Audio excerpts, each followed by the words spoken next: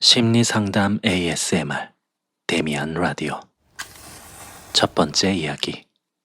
엄마, 제발 전화 좀 그만해. 6편.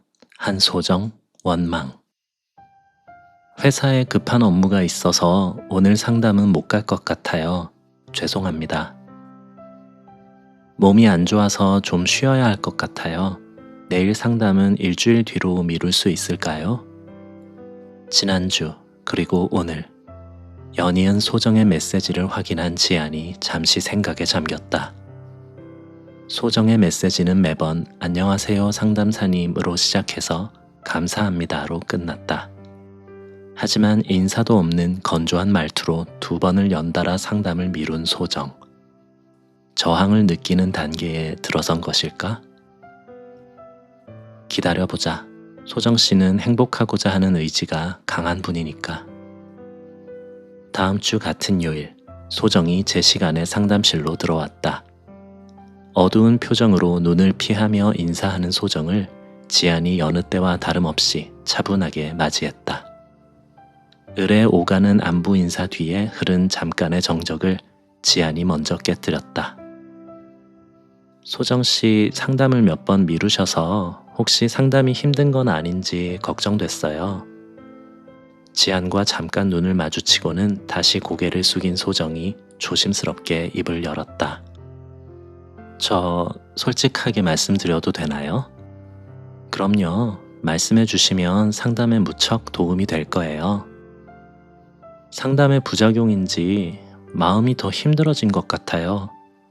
전에는 엄마가 전화하면 힘들고 무섭기만 했는데 이제는 괜찮아요. 말씀해 보세요. 엄마가 미워요. 원망스러워요. 엄마가 내 인생을 망친 것 같다는 생각이 들어서 자꾸 화가 나요. 소정이 말을 멈추고 김이 나는 차를 한 모금 마셨다. 엄마가 원망스럽고 화가 나서 마음이 많이 힘드셨어요? 화가 나서 힘든 게 아니라요. 엄마가 밉고 화가 나는데 그런 제 모습이 너무 나빠 보여요. 지난번에 죄책감에 대해서 얘기하셨잖아요. 그런 죄책감이 아니라 이제는 엄마를 미워하는 제 모습 때문에 오히려 더 큰 다른 죄책감이 들어요. 엄마가 자꾸 전화하고 저한테 감정을 의지하는 게 부담스러운 건 맞아요. 하지만 이해가 안 되는 건 아니거든요. 저라도 그랬을 것 같아요. 게다가 어쨌든 힘든 상황에서도 끝까지 견뎌서 가정을 지켜내신 건 감사해야 할 일이라고 생각해요. 그런데 상담사님은... 소정이 옅은 한숨을 내쉬고는 말을 멈췄다. 제가 엄마를 미워하게 만드는 것 같아서 불편하세요? 네, 상담을 할수록 감정이 점점 더 꼬이는 것 같아요. 소정씨, 저와 소정씨가 지금 하고 있는 작업은 부정적인 감정을 없애려는 과정이 아니에요. 네? 그럼요? 감정을 없애려는 게 아니라 발견하고 인정하고 정리하는 과정이에요. 지안은 소정의 경계하는 눈빛이 조금 누그러지는 것을 느꼈다. 지난번에 우리는 소정씨에게 오래된 죄책감이 있었다는 걸 발견했어요. 그런데 그 이후로 소정씨가 느낀 엄마에 대한 원망은 예전에는 전혀 없었는데 이번에 처음 느낀 감정인가요? 소정은 대답을 하지 못했다. 그리고 엄마를 원망하는 내 모습에 대해서 이러면 안 돼, 나쁜 거야 하고 스스로를 나무라는 생각도 이번에 처음으로 해본 건가요? 지안이 대답을 망설이는 소정을 가만히 기다렸다. 아닌 것 같아요. 전에도 이런 생각 해봤던 것 같아요. 맞아요.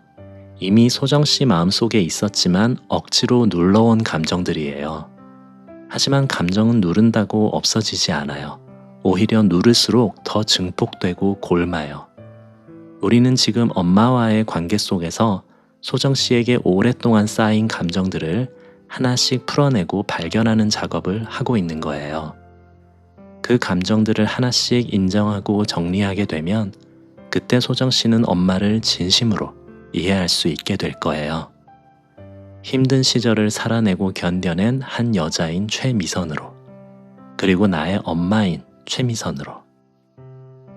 상담실 입구에서부터 희미하게 느껴졌던 적대감이 소정의 눈빛에서 흐려졌다. 사실은요, 지난번 상담 이후로 제가 왜 이렇게 사람들 눈치를 보는지 생각해 봤어요. 저는 뭔가 사람들 사이에 갈등이 생기면 다 저 때문인 것만 같아서 너무 불안하거든요. 아직도 나 때문에 화났나? 얘기해 볼까? 그러다가 결국 연락을 끊어버리기도 하고요. 그런데 이게 다 엄마 때문에 이렇게 된 것 같아서 너무 화가 나는 거예요. 그러다가 또 그냥 내가 원래 이런 사람인가 생각도 들고요. 이러니까 상담을 시작한 이후로 오히려 모든 게 다 꼬여버린 것 같아서 그냥 그만둘까 생각하느라고 상담을 쉬었던 거예요. 그러셨구나. 조금은 짐작을 하고 있었어요.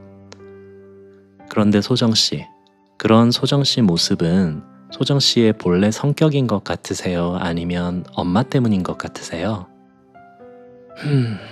둘 다인 것 같기도 하고 잘 모르겠어요. 맞아요. 둘 다일 거예요.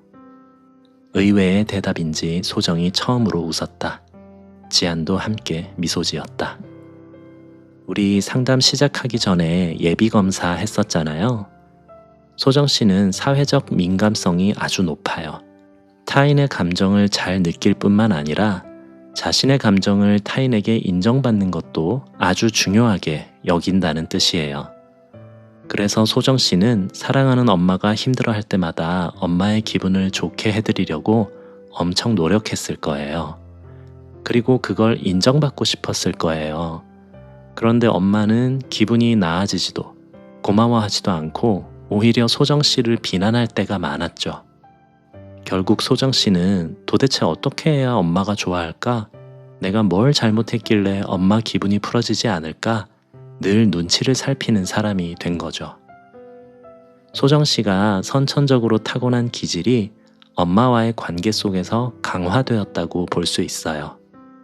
그런데 부모와 자식의 관계는 한 사람에게 있어서 대인관계의 원형이 돼요. 기본적인 틀이 된다는 뜻이에요. 자라서 사회생활을 할 때 다른 사람들과의 관계 속에서 이 틀이 계속 영향을 미치고 있는 거죠. 소정이 지안의 긴 얘기를 한마디도 놓치지 않으려는 듯 집중하고 있었다. 그런데 부정적인 영향만 있었을까요? 아니에요. 타인의 감정을 섬세하게 알아차리고 배려하는 성격 때문에 오히려 소정씨를 좋아하고 높게 평가하는 사람들도 많았을 거예요. 그런 점을 인정받았을 때 소정씨의 자존감도 높아졌을 거고요. 소정씨의 그런 성격은 장점이기 때문에 고칠 필요는 없어요. 다만 너무 과도하게 타인의 눈치를 보거나 문제 상황을 자기 탓이라고 자책하는 모습, 그런 면을 조절할 수 있는 힘을 기르는 연습을 앞으로 저랑 하시면 돼요. 상담받으면서 제 성격도 너무 이상하고 그동안 잘못 살아온 것 같은 생각이 들어서 괴로웠어요. 그럼 그렇게까지는 생각하지 않아도 되는 거죠?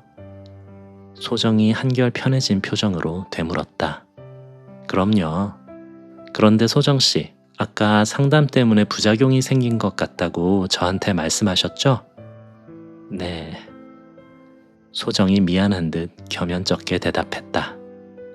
전 그때 사실 좀 뿌듯했어요. 불편한 감정을 표현할 수 있는 힘이 소정씨한테 조금 생긴 것 같아서요. 아, 그게 그렇게 되나요? 그동안 이렇게 불편한 마음을 타인에게 솔직하게 이야기해 본 적이 많이 있으세요? 소정이 잠시 생각에 잠겼다.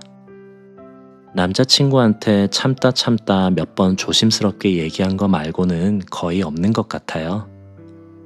오늘 얘기해보니까 어떠세요? 사실은 오늘 상담을 그만하겠다고 말하려고 했거든요. 당연히 상담사님이 기분 나빠하실 거라고 생각했는데 오히려 더 깊게 이야기하게 돼서 좋았어요. 오해도 풀렸고요. 마음이 편해요. 좀 후련한 것 같아요.